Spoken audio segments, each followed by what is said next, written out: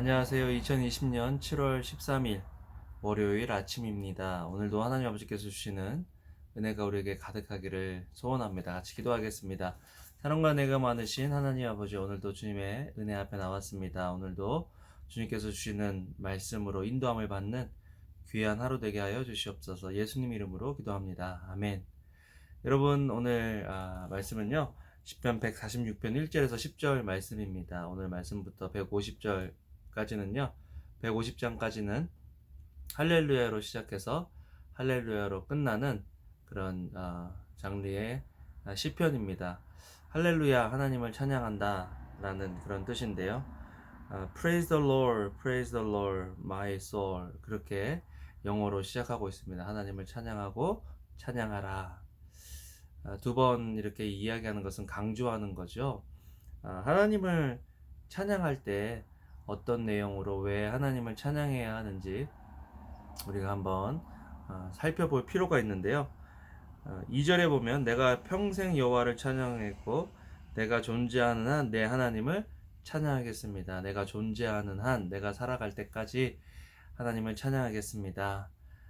우리가 하나님과 관계하면 영원한 존재죠.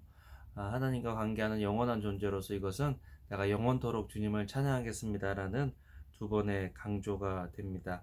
평생에 주님을 찬양하겠습니다. 영원토록 주님을 찬양하겠습니다. 여러분, 하나님을 찬양해야 하는 것이 우리 존재의 목적이다라고 말씀드렸잖아요.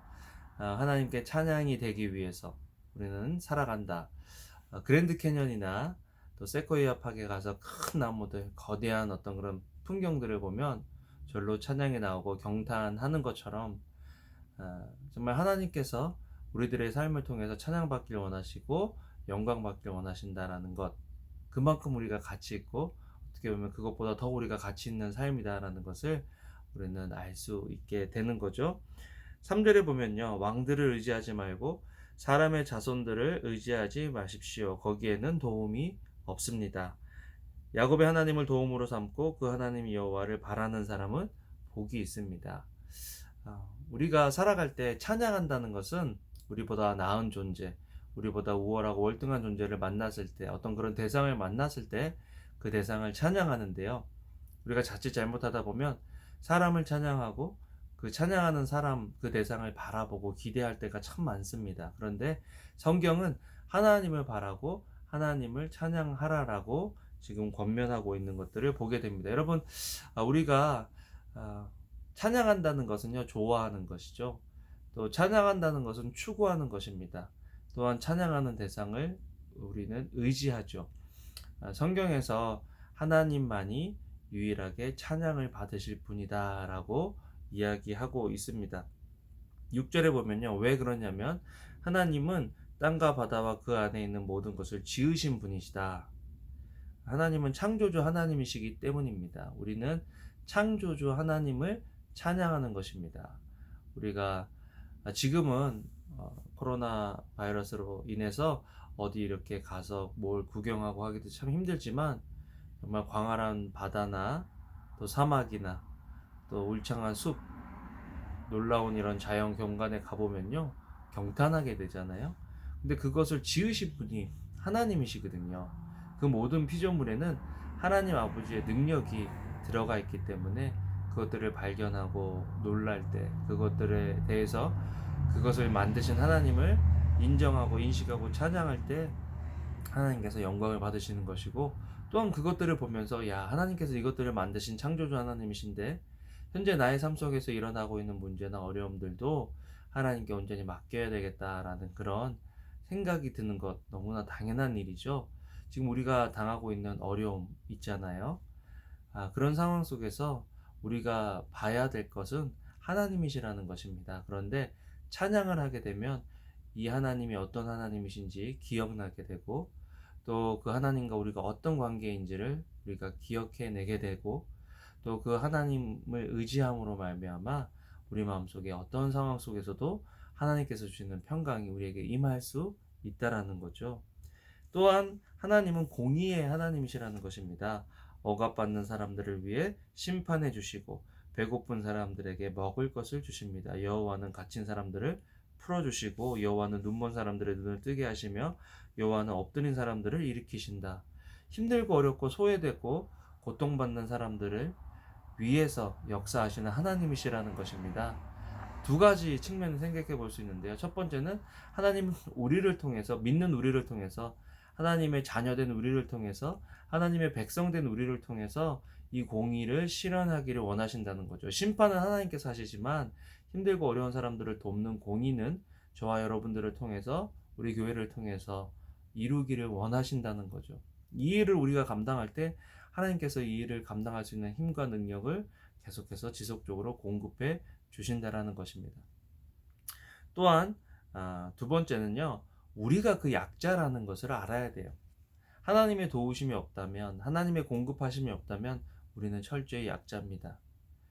우리가 약자라는 것을 인정하고 인식할 때 우리 주변에 힘들고 어려운 사람들이 눈에 들어오고 또 그 사람들을 도울 수 있는 마음이 생기는 거죠. 내가 강자니까, 내가 더 있으니까 이 사람들 도와야지, 이게 아니라 하나님이 나를 도와주시고 하나님이 약자인 나를 통해서 일하길 원하시기 때문에 순종함으로 또 다른 사람들을 돕는 것, 그것이 진정으로 하나님께서 우리들의 삶 속에서 이루기를 원하시는 일들이라는 것을 보게 돼요. 때로는 우리가 마치 우리는 강자고 우리는 잘하고 있고 그래서 다른 사람을 도와주는 것 같이, 그런 내가 당신보다 더 높으니까, 더 나으니까 당신을 돕겠습니다 라고 착각할 때가 있는데요. 그렇게 착각을 하게 되면, 내가 다른 사람보다 높지 않다라고 생각이 들면 도저히 도울 염두가 안 나는 거죠. 또 그런 심정으로 다른 사람을 도우면요, 그 도움을 받는 사람도 기분이 좋지가 않아요. 그렇기 때문에 우리는 철저히 우리가 약한 사람들이고, 그러나 하나님께 은혜를 받았기 때문에 그 은혜를 당신에게 나눕니다 라는 그런 겸손한 태도가 우리에게 필요한 거죠. 하나님이 교만한 자는 대적하시되 겸손한 자들에게는 은혜를 주신다라고 약속하시거든요. 오늘 하루를 사시면서 겸손하게 주님과 동행하시고요. 철저하게 약한 상태에 있다면 창조주 하나님, 또 약하고 소외된 사람들을 돌보시고 또 도우시는 그 하나님을 기대하면서 오늘 하루도 승리하시길 원합니다. 또한 우리 주변에 도움이 필요한 사람들이 있다면 하나님의 공급하심으로 주변에 있는 사람들을 겸손한 마음으로 도울 수 있는 그런 하루, 한 주 되기를 주님의 이름으로 축원합니다. 같이 기도하시겠습니다. 사랑과 은혜가 많으신 하나님, 오늘도 주님의 은혜의 보좌 앞에 나왔습니다.